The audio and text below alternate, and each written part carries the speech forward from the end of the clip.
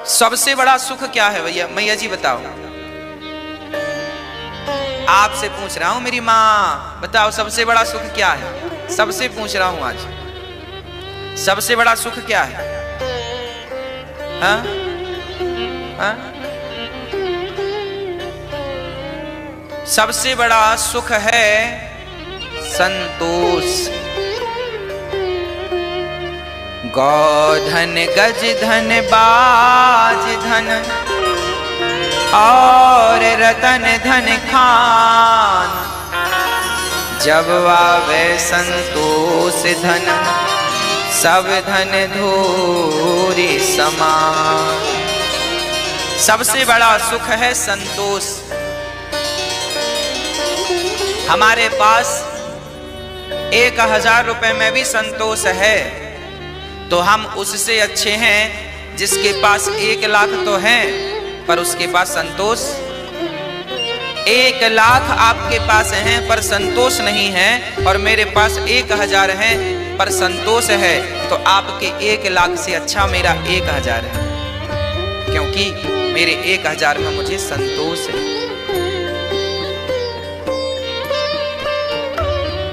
संतोष सबसे बड़ा धन है। आज का प्राणी दुखी क्यों है?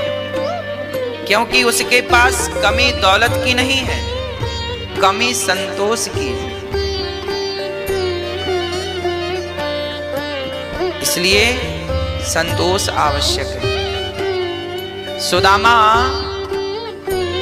संतोषी ही तो थे, फटे कपड़े पहनकर चलते थे, ना बंगले की कभी चाहत रखी, ना पेट भर खाने की कभी चाहत रखी, बस कृष्ण कृष्ण जपते थे। जो मिल जाए, कई बार भूखे सोना पड़े, लोग कहते हैं सुदामा तुम्हें भूखे रहना पड़ा। सुदामा जी बोले कोई बात नहीं, जैसे बिहारी जी की विधाता की इच्छा। अर्थात संतोष था, शिकायत नहीं थी कि अब ये नहीं दिया तुमने, ना, जो देखो जो मेरे भाग्य में है वो मिलके रहेगा। मेरे भाग्य में सुख है, सुख मिलकर रहेगा, और मेरे भाग्य में दुख है, दुख मिलकर रहेगा। और भाग्य बनता कैसे है? बोले पिछले जन्म में मैंने अच्छा किया किसी के संग, तो इस जन्म में मेरा भाग्य अच्छा है, और मैंने किसी के संग पिछले जन्म में बुरा किया तो मेरा भाग्य बुरा है। भाग्य भी मैंने ही बनाया है, भाग्य का भी गुनहगार मैं हूं। अच्छा है तो भोग रहा हूं आनंद, बुरा है तो भोग रहा हूं कष्ट। को ना काहू को सुख दुख कर दाता, निज कृत कर्म भोग सब भ्राता। को ना काहू को सुख दुख कर दाता, निज कृत कर्म भोग सब भ्राता। कोई सुख का कारण नहीं है, कोई दुख का कारण नहीं है। आपके अपने अच्छे कर्म ही सुख है, आपके बुरे कर्म ही दुख है। आप अपने ही दुख के कारण हैं, आप अपने ही सुख के कारण, आप खुद। इसलिए हम किसी पर दोष ना दें कि तेरे कारण काम बिगड़ा, तेरे कारण ऐसा, ना, को ना काहू को। आप ही संतोष रखें। 100 रुपए की साड़ी पहनो तो संतोष हो, और 1000 10,000 की भी कोई पहन के घूमे और वो संतोष नहीं है, तो वो तो 100 रुपए की साड़ी पहन के संतोष जिसको है वो ही अच्छा है। इसलिए घास की झोपड़ी है आपकी और आप उसमें संतोष है, तो आप रावण के महलों से भी आनंद में हैं, क्योंकि उसे उस महलों में भी संतोष ही तो नहीं था। हाँ, संतोष।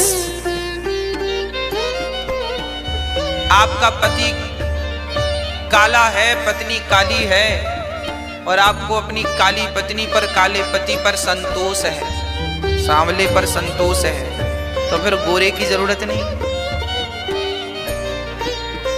और गोरी पत्नी हो, गोरा पति हो, सुंदर हो पति और पत्नी, और फिर भी संतोष ना हो, तो फिर क्या फायदा?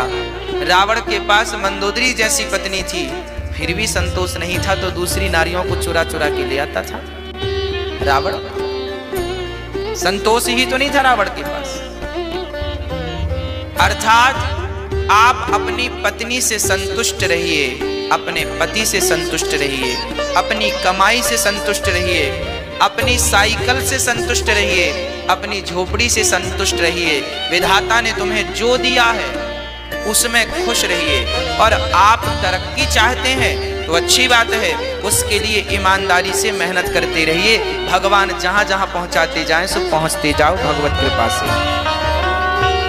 जीवन में दुखी ना हो आप, बस मैं ये चाहता हूं।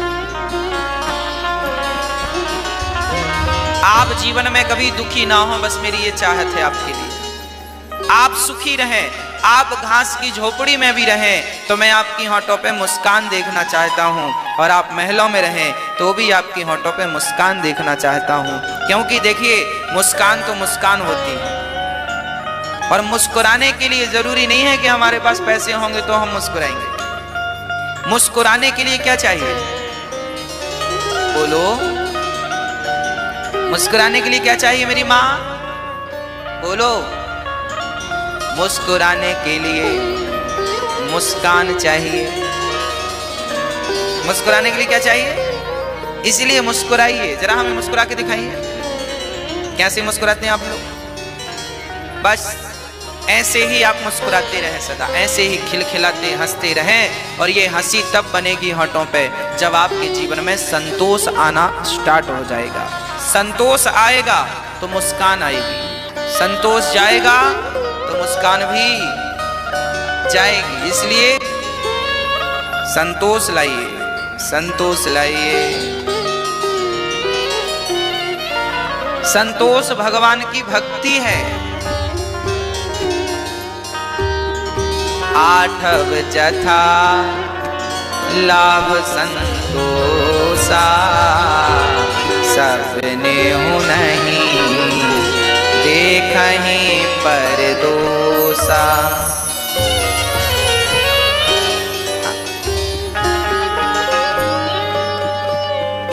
भगवान ने जो दिया है उसमें संतोष। भगवान का धन्यवाद। आज मेरी आंखों में आंसू हैं, उसके लिए भी धन्यवाद। और आज मेरी होठों पे मुस्कान है, उसके लिए भी धन्यवाद। आंखों में आंसू हो तो शिकायत ना हो, और होठों पे मुस्कान आ जाए तो अहंकार ना हो। नारद जी ने कहा, व्यास जी आप बड़े उदास हैं, बड़े दुखी हैं, बड़े परेशान हैं, आपकी परेशानी का कारण क्या है? तब व्यास जी ने कहा, मैंने 17 पुराण लिख डाले पर शांति का अनुभव नहीं कर रहा हूं। तो कहां से मिलेगी शांति? तब नारद जी ने कहा, जब तक भगवान की कथाओं को, लीलाओं को, बाल चरित्र को, भगवान की बाल लीलाओं का निरूपण नहीं करेंगे तब तक आपको शांति मिलने वाली नहीं है। शांति कब मिलेगी? जब आप भगवान की बाल लीलाओं का निरूपण करेंगे। कैसे करें? भागवत लिखो। नारद जी के आदेश पर व्यास जी ने भागवत लिखना स्टार्ट किया। नारद जी ने कहा, मैं दासी पुत्र बना था श्राप के कारण। अच्छा, जब नारद जी का जन्म हुआ, नारद जी के पिता कौन? ब्रह्मा जी। जब नारद जी का जन्म हुआ तो ब्रह्मा जी ने नारद जी से कहा, नारद जी विवाह कर लो। नारद जी ने कहा, हम विवाह नहीं करेंगे। तो ब्रह्मा जी को बड़ी गुस्साई, बेटा बात नहीं मानता। तो ब्रह्मा जी ने श्राप दे दिया, जाओ तुम शूद्र हो जाओ, बात नहीं मानते हो पिता की। नारद जी ने कहा, कैसे निर्दयी पिता हो तुम, हमें शादी करा के और हमें संसार में बांधना चाहते हो। अरे हम तो भगवान के भजन में लगना चाहते हैं, और आप जबरदस्ती कह रहे हैं शादी कर लो, शादी कर लो। हमारा मन भगवान में है, हम क्यों कर लें शादी? और आपने हमें श्राप दे दिया, तो जाओ हम भी आपको श्राप देते हैं, आपकी 12 कल्प में पूजा नहीं होगी। आज ब्रह्मा जी की पूजा नहीं होती ना, कहीं होगा। ज्यादा जोर जोर से बातें नहीं करते। और कई लोगों की आदत होती है, यदि उनको लड़ने का जरा मन है ना, जेठानी ने कुछ कह दिया, देवरानी ने कुछ कह दिया, सास ने कुछ कह दिया, बहू ने, तो वो धीरे धीरे बात है, वो ऐसी बात करेंगे कि पूरा मोहल्ला सुने, जबरदस्ती सुनवाना चाहती हैं, हमें सुने, आओ इकट्ठे हो जाओ, हम स्पीकर लेके खड़ी, आओ आओ आज हमारे घर में महाभारत हो रहा, आओ तुम भी सुन लो, तुम भी सुन लो। कुछ महिलाएं होती हैं ऐसी, धीरे धीरे बात करती नहीं है, वो चीख चीख के पूरा मोहल्ला सुने, पूरा गांव सुने। पुरुष भी कुछ ऐसे होते हैं, कुछ पुरुष भी ऐसे होते हैं दो पौड़ी के, धीरे धीरे बात करते ही नहीं, वो पूरा मोहल्ला इकट्ठा कर लेते हैं।